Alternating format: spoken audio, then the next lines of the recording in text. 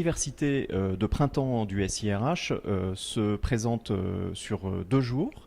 Nous avons décidé cette année d'aborder un certain nombre de thèmes qui deviennent assez intéressants, notamment autour de l'évolution de la fonction SIRH, un thème autour du DRH 3.0 et puis un échange, ou plutôt quelque chose de particulièrement original que l'on ne retrouve pas trop dans les RH, qui est la blockchain.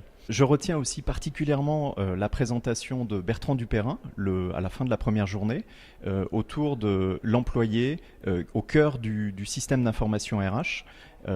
Une présentation axée sur la digitalisation de la fonction RH.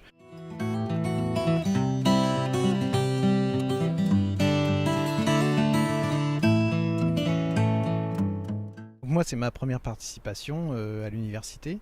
La première chose que je voulais voir, c'était des personnes qui travaillent exactement dans le même domaine que moi, que j'ai pas l'habitude de voir au quotidien, et échanger avec eux sur les nouvelles tendances. J'ai retenu que les tendances actuelles, avec la numérisation, la digitalisation de la fonction RH, c'était un basculement du barycentre du SIRH plutôt vers la DRH, alors qu'avant c'était plus ou équivalent entre DRH et DSI.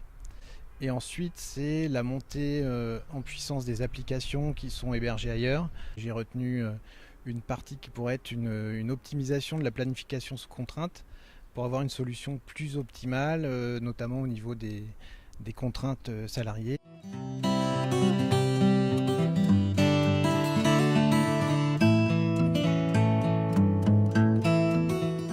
Les thèmes abordés sont toujours et d'actualité et sur des sujets très innovants. La vision 2020, on en parle au sein de nos entreprises aujourd'hui, et de voir comment demain ça peut s'adapter à nos équipes SIRH, c'est toujours très porteur. On a vraiment des progiciels, on va dire, historiques pour tout ce qui est gestion administrative, recrutement, gestion des carrières, de la performance, formation. Et puis, on aime bien tenter des choses. Donc, on a une approche assez innovante, notamment sur tout ce qui est dématérialisation des process RH, puisqu'on a mis en place tout ce qui est démat et signature électronique depuis plus de 4 ans. Et on continue de travailler au quotidien avec beaucoup de startups pour tenter des choses et voir ce qui prend, ce qui prend pas.